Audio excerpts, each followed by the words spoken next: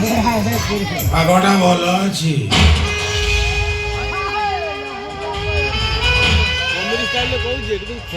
ଭାଇ ଆସିଗଲେ ଆସୁନା ମୁଁ ତମକୁ ମୋ ଗାଡ଼ିରେ ଛାଡ଼ିଦେବି। ଆଚ୍ଛା ଆରେ ବା ନିଜକୁ କଣ ବୋଲି ଭାବୁଛ କଣ ଭାବୁଛ ତମେ ଆମେରିକା ଅଛନ୍ତି ମାନେ ଦେଖୁ ଦେଖୁ ଆକାଶକୁ ତ ସିଡ଼ି ଚଳିଲେଣି।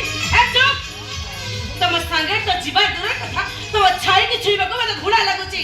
ଆଲୋ ଏ ଛାଇ ସିନା ଛୁଇଁବାକୁ ଘୃଣା ଲାଗୁଛି ହେଲେ ଦେହକୁ ଛୁଇଁଲେ ତାର ଗୋଟେ ଅଲଗା ପ୍ରକାର ମଜା ନା।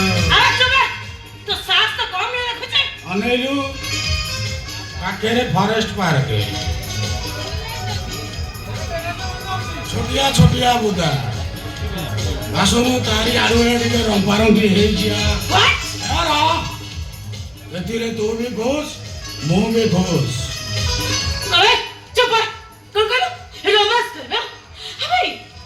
ରୋମାନ୍ସ କରିବାକୁ ତୋର ଏତେ ଇଚ୍ଛା ମତେ ଦେଖୁ ଦେଖୁ ଜାଗା ବି ସିଲେକ୍ସନ କରି ସାରିଲୁ କୋଉଠି ରୋମାନ୍ସ କରିବୁ କେମିତି ରୋମାନ୍ସ କରିବୁ। ଆରେ ବାବା ମାନିବାକୁ ପଡିବ। ଆମେ ଚୁପ ଯା ଆଗ ନିଜ ଚରିତ୍ରକୁ ସଂଶୋଧନ କର ତା ନହେଲେ ମୋ ଭାଇ ଆସିଲେ ତ ଅବସ୍ଥା କଣ କରିବ ତୁ ନିଜେ କଳ୍ପନା କରିପାରିବୁନି। ତୋ ଭାଇ ଆସିବା ଅନେକ ଡେରି ମୋ ଚରିତ୍ର ବିଷୟରେ ଜାଣିଛୁ। ତମେ ଭଳି ସୁନ୍ଦରୀ ଝିଅ ମାନଙ୍କୁ ଦେଖିଲେ ନା ଏ ଶଙ୍କରାର ଚରିତ୍ର ବଦଳି ଯାଏ।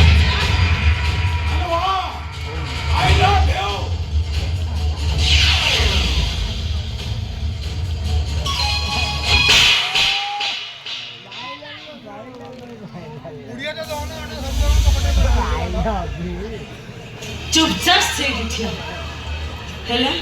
ସୁନ୍ଦର ଗୋଲାପଟିକୁ ଧରିବାକୁ ହେଲେ ଏମିତି କଣ୍ଟାର ଆଘାତ ସହିବାକୁ ପଡେ। ମାନେ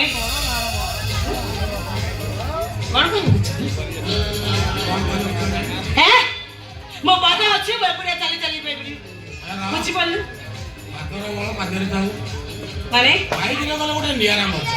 ତୁ ସେଟା ବୁଝିପାରିବୁ।